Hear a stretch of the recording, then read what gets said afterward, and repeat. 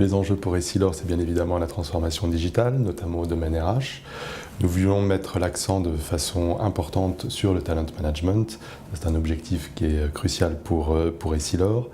Et nous avons donc pris le choix d'une solution que l'on a déployée worldwide sur 60 pays, 13 000 personnes.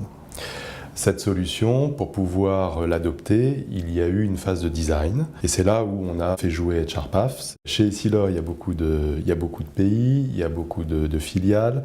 Et si on fait un alignement des processus de toutes ces filiales, on arrive très rapidement à une usine à gaz. Or, c'est l'inverse de ce qu'on veut si on veut privilégier l'adoption de l'utilisateur. Pour pouvoir arriver à cette simplification, il faut finalement standardiser.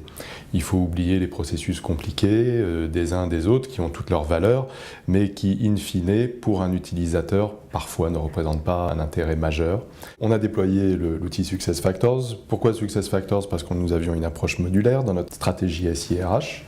Donc on commence par le talent, performance, goal, people review, succession plan. Ensuite, le recrutement, c'est ce qu'on est en train de faire à l'heure actuelle.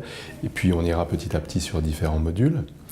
Pour pouvoir déployer l'outil, on utilise une méthode agile, une première phase de design mais qui est très importante, et ensuite trois itérations pendant lesquelles on fait un paramétrage de l'outil, puis derrière la production, le test en production et le go live. Nous avons eu un gros challenge sur la conduite du changement, principalement au sein des équipes RH, et c'est là où une aide extérieure est toujours pertinente et bienvenue. Ensuite, dans le lancement du projet, là, il y a également un challenge en matière de communication et de déploiement. Et le grand intérêt, c'est de faire participer au maximum toutes les équipes au travers le monde, dans une entreprise, dans tous les cas internationale.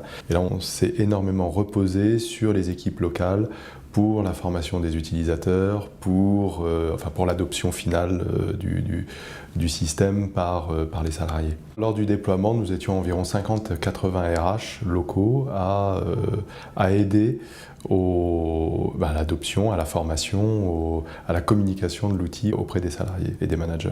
Le succès du projet est lié au local et à l'énergie qu'a mis les équipes locales dans le déploiement du projet.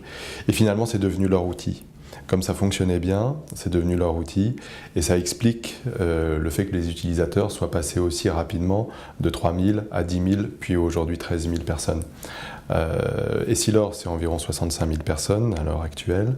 Le projet a été déployé principalement sur les équipes managériales de l'entreprise, mais in fine, ce que l'on cherche au fur et à mesure, c'est à toucher l'ensemble de la population de l'entreprise.